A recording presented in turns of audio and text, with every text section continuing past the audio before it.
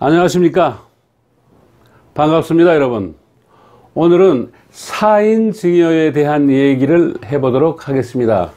제가 명동에서 오래도록 부동산 중개 활동을 하다 보니까 명동 지역은 물론이고 주변의 종로, 충무로 이 일대에 상가 건물을 소유하고 계신 건물주 분들이 저에게 직접 찾아오거나 전화로 많이 상담을 하는 내용인데요. 이 상담 내용을 보면 건물주 분들이 나이가 많아짐에 따라서 본인이 소유하고 있는 상가 건물을 어떻게 처리하면 좋겠냐는 것이죠. 즉 매매를 해야 하는가, 자식들에게 미리 증여를 하는 게 좋은가, 이것도 저것도 아니면 본인이 사망하면 자동으로 상속이 되게 그대로 놔두어야 하는가, 이러한 질문을 많이 하십니다. 그럴 때마다 제가 적극적으로 권장을 하여 드리는 것이 사인증여입니다. 근데 사인증여를 이해로 모르시는 분이 너무 많아서 이 영상을 올리게 되었습니다. 그럼 오늘 이 시간에는 일반적인 증여와 사인증여가 어떻게 다르며 법률 관계는 또 어떻게 되는지에 대해서 자세히 살펴보도록 하겠습니다.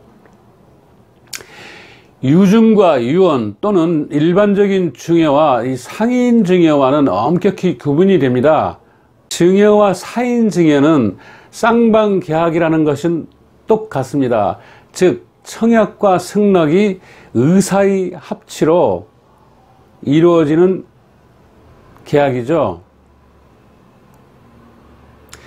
여러분들이 이해를 돕기 위해서 사인증여에 대한 일화를 소개하면 쉽게 이해가 되실 걸로 생각이 돼서 소개해 올리겠습니다.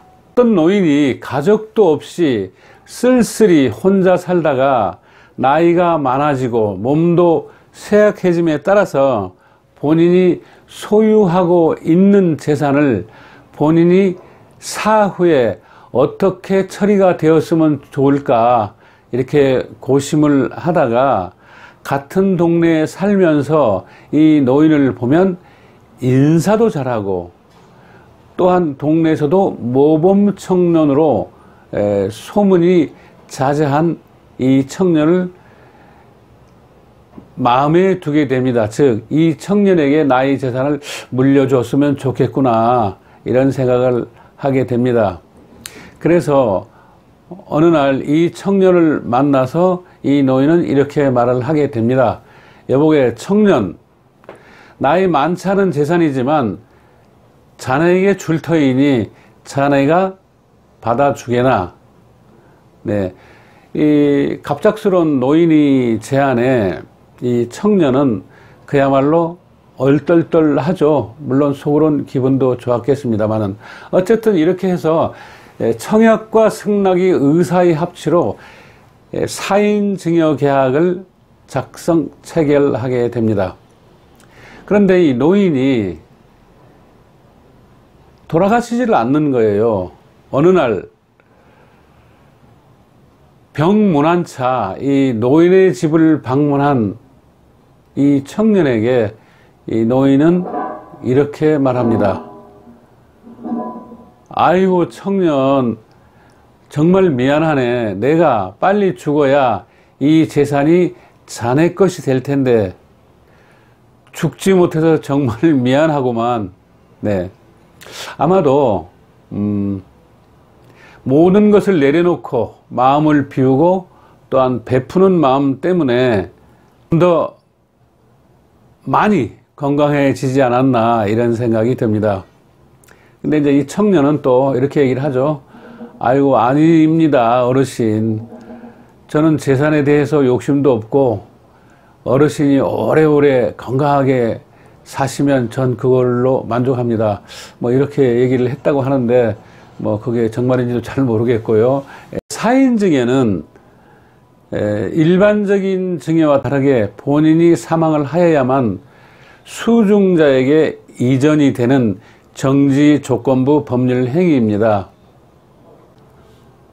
일반 증여에 비하여 사인 증여가 좋은 점은, 일반 증여는 증여하는 순간에 나의 평생 모아온 재산이 갑자기 없어졌다는 이런 허탈감, 허무감, 정말 인생무상 이런 걸 느끼게 하죠. 그야말로 얼마 전까지만 해도 재산가로 불려지다가 증여하는 순간에 그냥 속 빈 강정이 돼버리는 것이죠.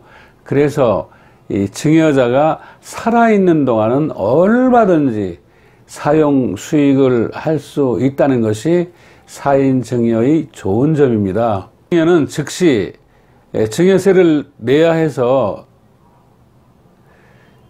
수중자도 굉장한 부담을 안게 되는 것이 사실입니다.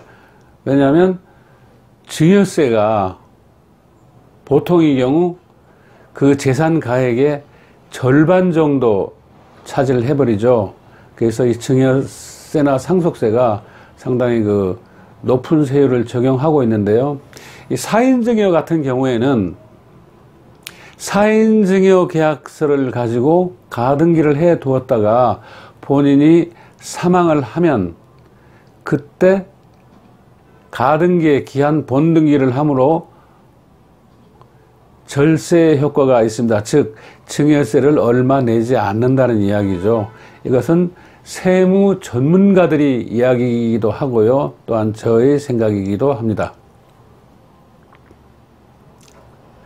참고로 말씀드리자면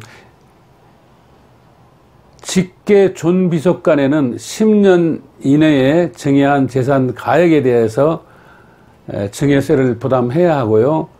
타인 간에는 5년 범위 내에서 증여한 재산 가액에 대해서 세무관청에서는 추적, 조사하고 있으니까 미리 신고를 하는 게 좋겠습니다. 네, 오늘은 간단하지만 여기까지 하고요. 다음 영상에서는 임차권 등기 제도에 대한 이야기를 해보도록 하겠습니다. 임차권 등기 제도가 있다는 것은 많이 알고 있지만 분이 이해로 많아서 동영상을 찍기로 계획을 하고 있습니다.